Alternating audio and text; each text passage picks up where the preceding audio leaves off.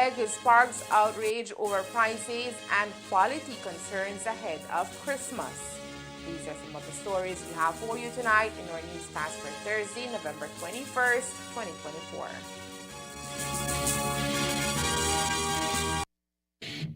Pro FC is here on Saturday, November 30th. Pro FC arrives at the Garden City Belmopan. Pro FC 14 Mundo versus Topsy inside the UB Gymnasium in the city of Belmopan. The main event is the lightweight championship fight between the defending champion Marvin Manley Mundo versus the dangerous Amel Topsy. We also have 9 other exciting MMA fights, including 2 more championship fights and a featured professional international MMA fight featuring the undefeated Frank McVasquez. Doors open at 6:30 p.m. and the event starts at 7:30 p.m. sharp. General admission tickets are only $30 and VIP tickets are $80 available at the event ticket booth. Pro FC, Belize Premier MMA League. Pro FC 14 live exclusively on Centaur. Pro FC 14 is brought to you by Smart, bringing people together, the Belmopan City Council, and Express Plus app, streaming entertainment.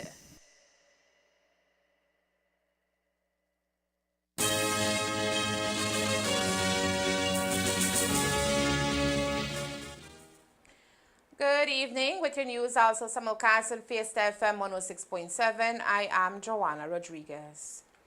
A tragic shooting incident on the night of November 28 has claimed the life of an 18-year-old man, leaving the Roaring Creek community in shock and Belmopan police actively searching for a suspect. The victim, identified as Jonathan Joshua Leonardo, was shot during a confrontation that erupted outside a local bar. According to eyewitness accounts, Leonardo had been enjoying a night out with friends when an argument broke out between him and another patron.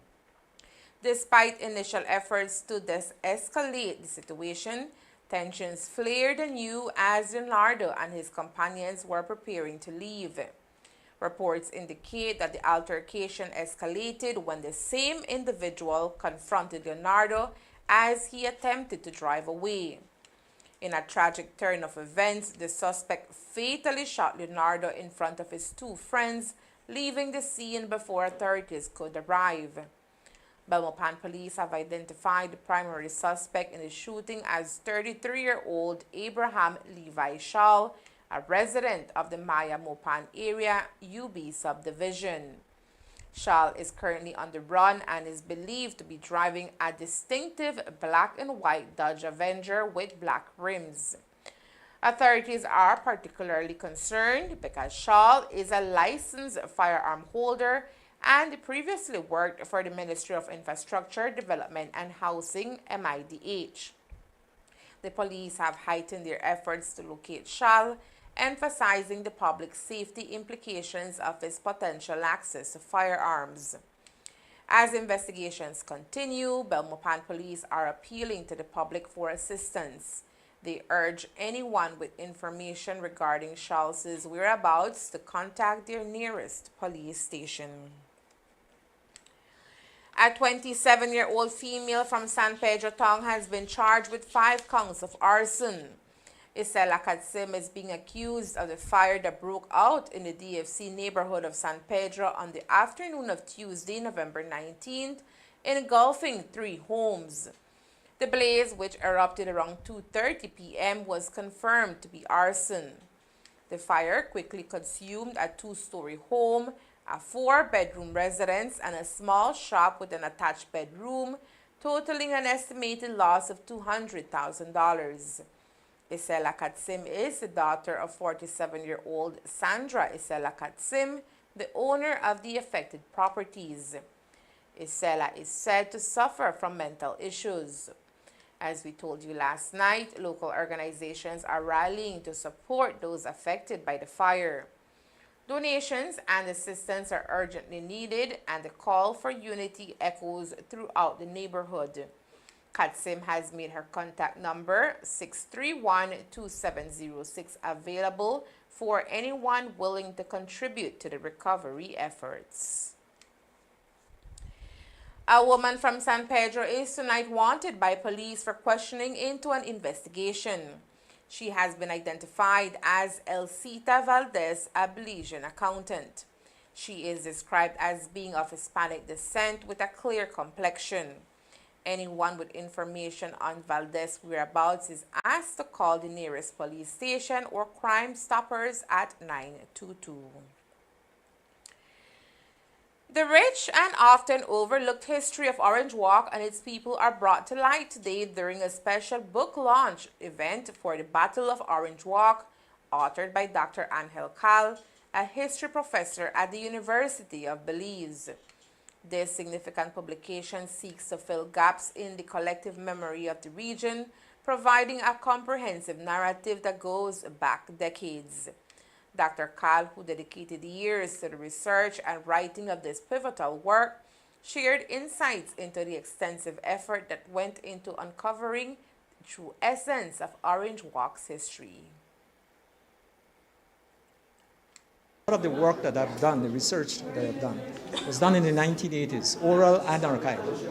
What is the story of this book? What is the story in this book? In this book, what we find is like the culmination of a conflict between the Icaiche Maya, supported by the Belize San Pedro Yalbac Maya, against the British that were moving into what they regarded as their homeland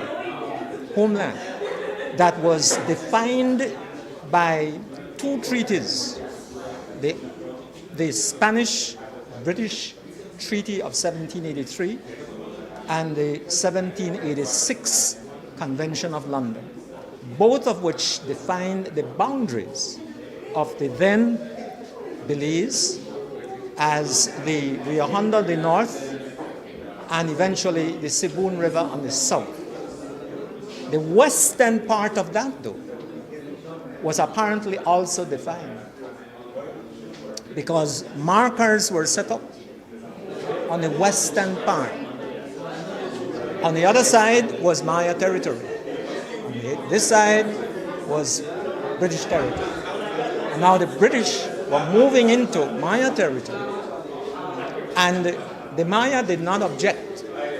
They were saying, you're welcome to come in and cut mahogany and logwood, but you have to pay for royalty because you are in our homeland. The Icaiche Maya were angry with the British for three reasons.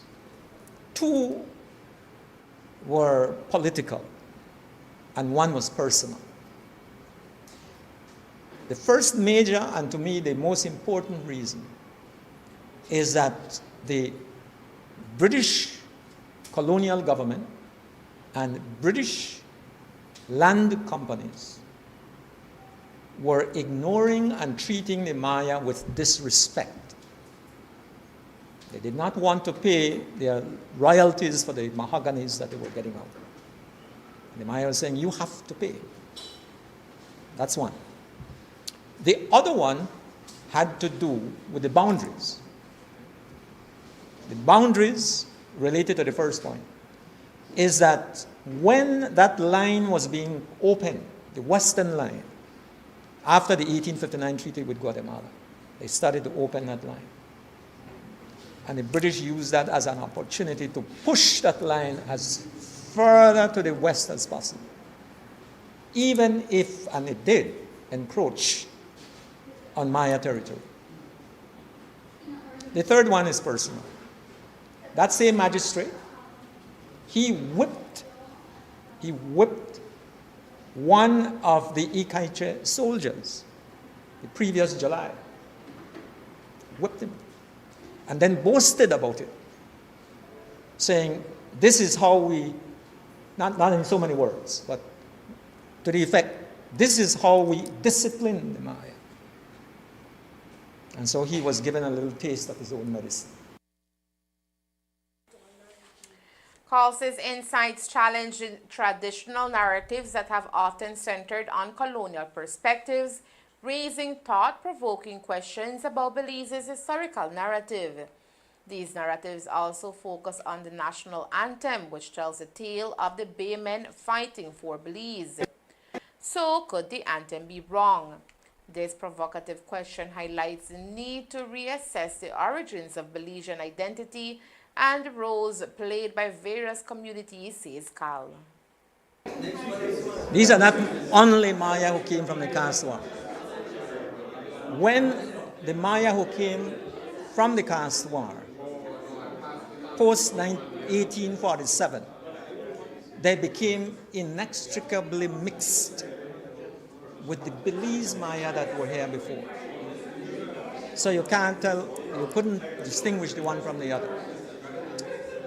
No, I don't think that we have been given a false narrative. I think there is a lot to be said about the Flowers Bank people. There is a lot of good things to be said about that. Because every moment in history has to be evaluated on its own merits. So there is a lot to be said about that. Have it been undersaid? Yes, definitely yes. Was it deliberate? Yes, it was deliberate. Because the British, and no less than Sir Burden, the author of the Archives of British Honduras, a historian, he was there. He knew those records. And for the British to have said, there were no Maya living here. We came, there was nobody here, and so we took this territory. For Cal, the book is not just a scholarly work, it aims to serve as a vital resource for Belizeans, especially those who may not have direct access to historical archives. Essentially, when you look at this work, this is an attempt to make available to the public, to our students, to our teachers, what the archives has on the Battle of Orange Walk. Okay? So there is a faithful reproduction. The documents were in handwriting. So that had to be paleographed. Okay? And not only paleographed, but that needed to be analyzed.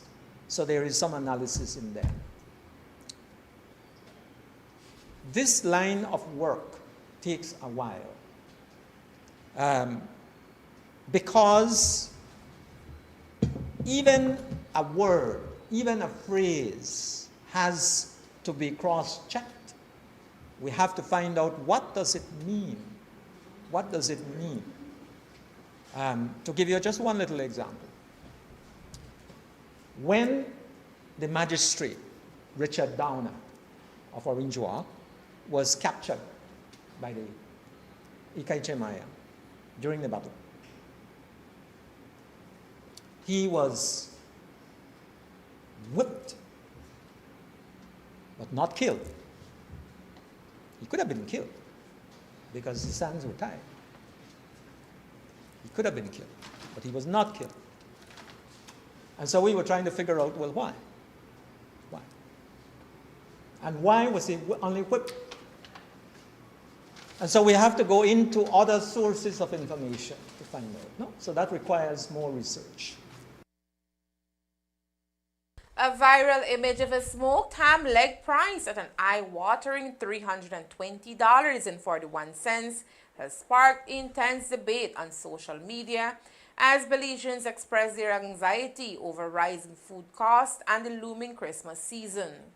The picture, highlighting the ham priced at $17.95 per pound, has ignited conversations about product quality and affordability, leaving many to wonder how they will manage holiday expenses this year. The controversy began when a local social media user posted the image, prompting responses from Running W Brand, the producer of the ham, and Brody's, the supermarket retailer. The post quickly gained traction, with comments flooding in from concerned citizens expressing disbelief at the steep price tag and debating the implications for their holiday celebrations. In a statement released earlier today, Running W brand confirmed that the product in question was indeed one of their offerings but clarified the situation further. We acknowledge that the ham leg at Brody's has exceeded its shelf life, said a representative for the company. However, they stressed that the display pricing does not align with their standard retail practices. Brody's responded almost immediately, defending the quality of the product and denying claims regarding its freshness. We are aware of a social media post claiming that a product sold at our stores exceeded its shelf life and displayed incorrect pricing, the retailer stated. We would like to clarify that the product in question did not exceed its shelf life. The pricing on the tags accurately reflected the price at the time of ordering and stocking.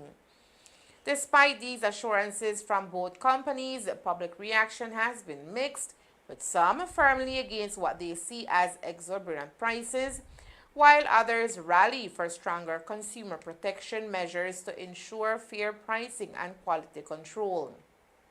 As the discussion continues online, many Belizeans express their worries about affording traditional holiday meals in light of rising food costs, with the holiday season just weeks away.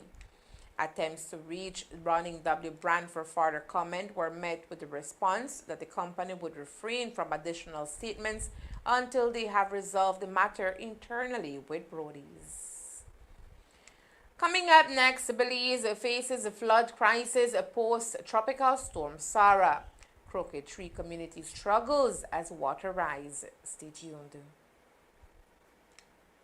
Hi, my Orange Arcanius. Have you considered why areas of our tongue flood easily? It's no secret that developing areas in our tongue flood easily due to clogged drains full of garbage and debris. By properly disposing of waste, we ensure free flow in our drains, preventing flooding in developing areas. I thank you as we ask for your support.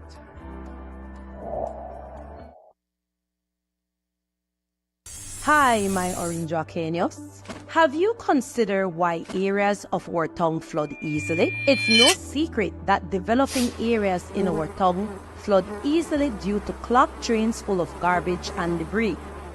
By properly disposing of waste, we ensure free flow in our drains, preventing flooding in developing areas. I thank you as we ask for your support.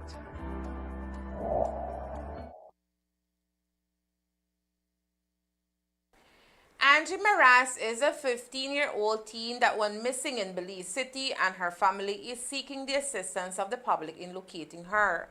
Report is that Maras was last seen on Monday, November 18, 2024, sometime around 6 in the evening.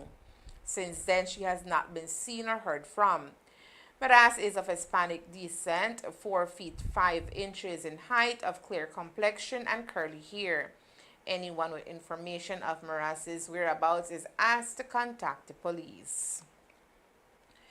Following the destructive impact of Tropical Storm Sarah, communities across Belize are grappling with the aftermath, facing rising waters that threaten to isolate them from the rest of the country.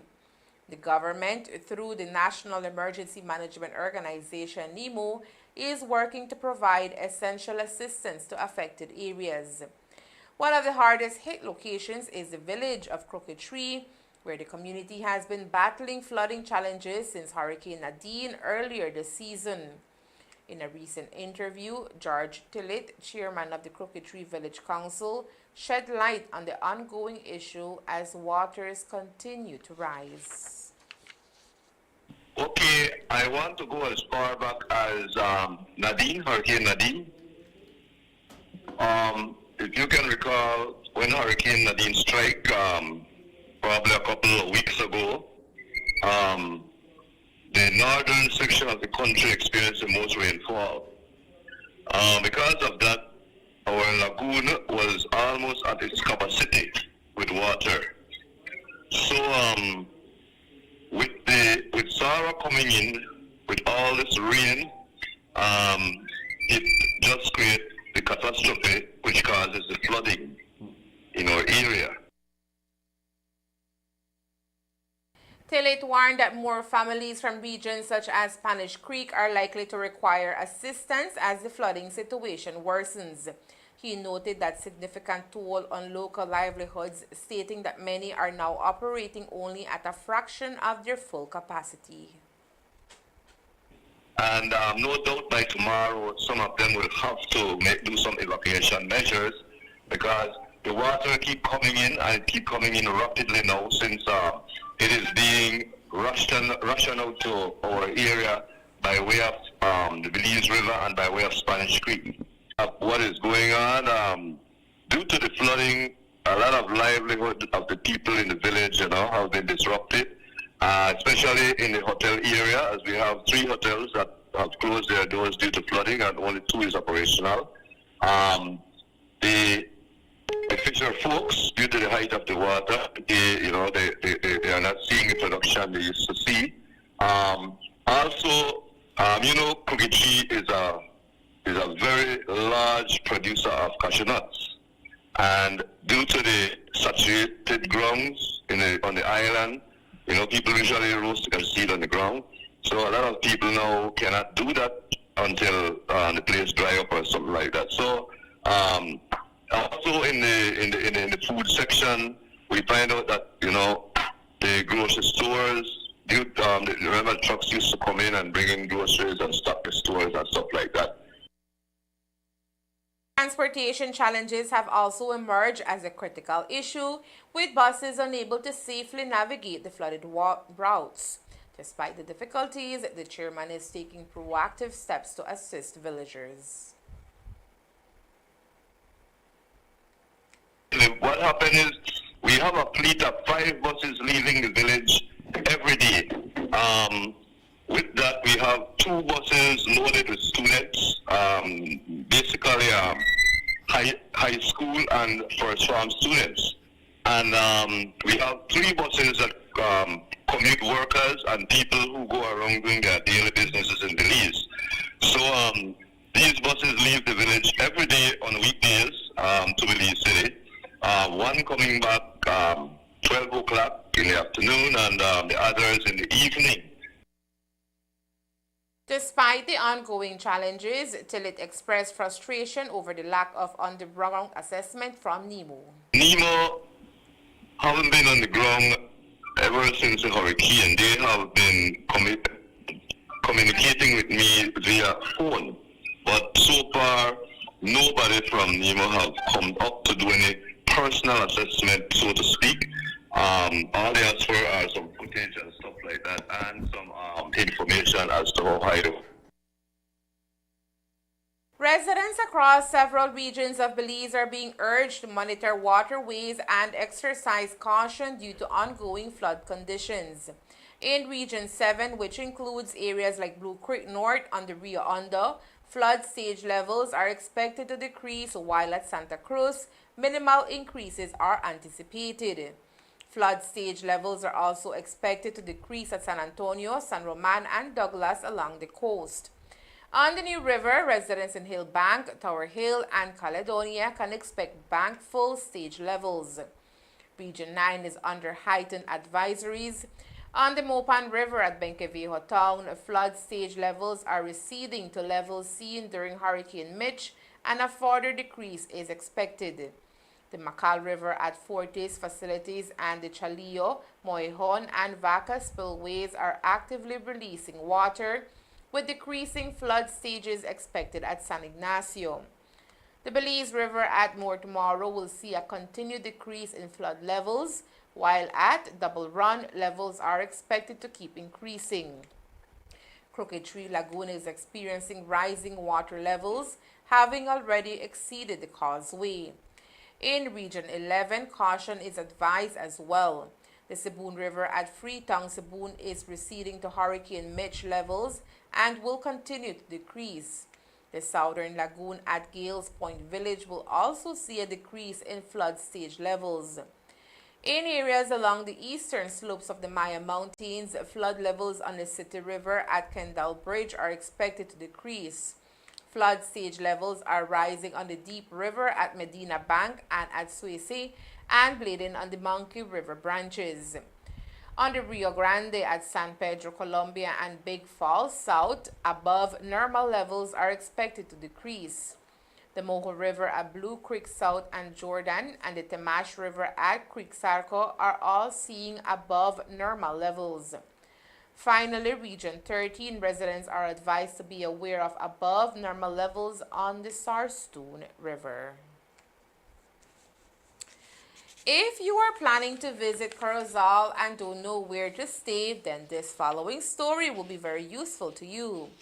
Corozal has just welcomed a brand new hotel in town. It goes by the name of Maximum Beach Hotel, located at number 2 5th Street North in Corozal Town, facing the magnificent Corozal Bay. Today, the hotel's owner, Marvin Humes, told us why he decided to venture into the accommodation business and the property has to offer to its visitors. The idea came along. I had a lot of people calling to come to the water park, and what slowed down the business at the water park was people wanted to stay for a week. You know, it's kind of hard to travel from different districts, and you can only be here for a couple hours, then you have to travel back down. So to add on to the business at the beach side, a hotel was definitely something that a lot of people was asking for, and we come to please the people, so we gave them a hotel. Well, definitely. I'm a very proud Belizean, and when it comes to giving people something they didn't have, I want to give them luxury. And a lot of hotels here is nice, nonetheless, but I believe that there was a need here for luxury, and that's what we come to give the people. We have marble-inspired tile, tempered glass showers, glass bowl sinks, you name it. But we giving Corozal its first modern hotel. And booking? Yes. We were supposed to be launching earlier this month, but it took us a little time because to get the hotel bookings correct, we had to have it on all the different sites. That's why we're finally launching now. We have it on Expedia, Booking.com, VRBO, Airbnb, and we also have a website for Maximum Beach Hotel. And for locals, Maximum Beach Hotel plans to accommodate guests at a price that matches the experience of a luxury hotel. The property offers 6 units presently, but there is an expansion in the horizon.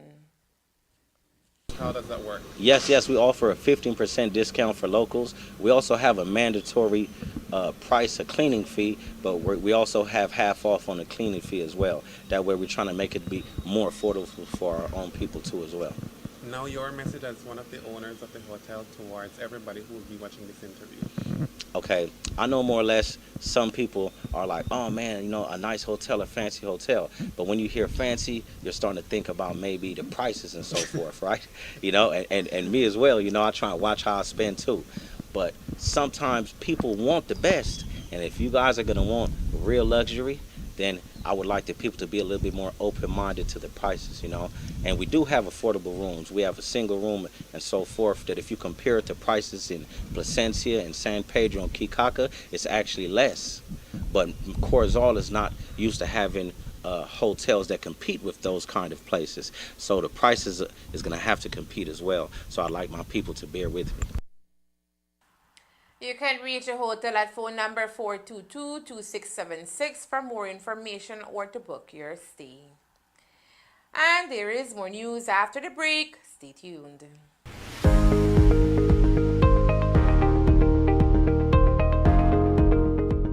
Project, it's a vanilla training for the west and the southern part of the country, which is being funded by the Taiwan Mission in Belize.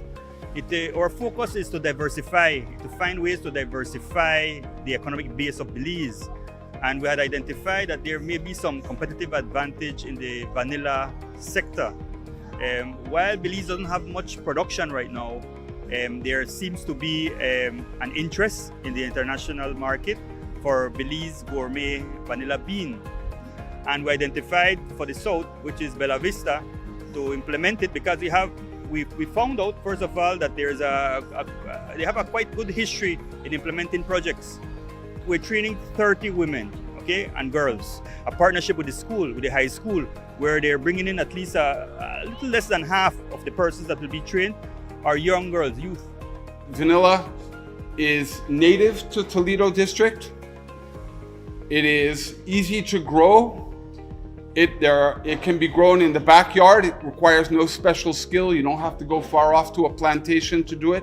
So it really lends itself to rural what we call home gardens. And is a way to generate income for households. The demand towards women is so high, the expectations are high, and the rewards are always low, especially to the members, those who will be taking this course. Take advantage of it, work hard. You know, in 2022, when that email came to me, at no point I ever think that we will have this opening of this training in in my village. But I took that initiative, I did it right away. You know why? Because I did it for the betterment and the progress and the development of our beautiful country, Belize.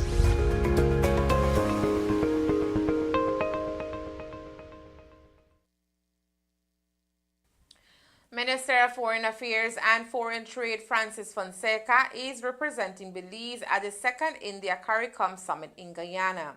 The India CARICOM Summit brings together leaders from India and the Caribbean community CARICOM to explore ways of enhancing bilateral ties. Prime Minister Narendra Modi presented 7 key pillars aimed at deepening cooperation and addressing shared global challenges. A central theme of the summit was capacity building, with Prime Minister Modi reaffirming India's commitment to supporting the Caribbean through educational and technical initiatives. As part of this effort, India will expand its ITC scholarship program by adding 1,000 new slots over the next 5 years. Modi also announced plans to collaborate with CARICOM countries to develop forensic centers and improve parliamentary training, further solidifying India's role as a development partner. Agriculture was highlighted as another critical area of collaboration, with Modi emphasizing India's commitment to helping strengthen agricultural infrastructure and ensure food security in the Caribbean region. Recognizing the challenges faced by the Global South, particularly during COVID-19 pandemic and natural disasters, Modi underscored India's ongoing support to CARICOM countries, including vaccine distribution and capacity building efforts. Since the new world screwworm was detected in Central America and particularly now it has surfaced in Honduras and Guatemala, Belize has heightened its campaign against this pest. The state of Quintana Roo, which borders Belize, is closely monitoring these developments. Director Galvan provided updates on Mexico's comprehensive plan to prevent the entry of the New World screwworm into its southern states. This highlighted the significance of regional biosecurity and the need for coordinated efforts. The meeting was also attended by Carlos Javier Alcazar Ramiro, the coordinator for operations for exotic diseases, who is a veterinarian, and Orlando Emir Bayostun, the Sub-Secretary for the Secretariat of Agriculture, Rural and Fisheries Development of Quintana Roo.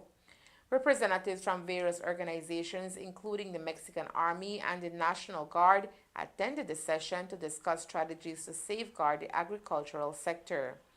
The Ministry of Agriculture said the meeting reaffirmed the commitment of Belize and Mexico to working together to protect the region from exotic animal diseases that could significantly impact their agricultural sectors and economies.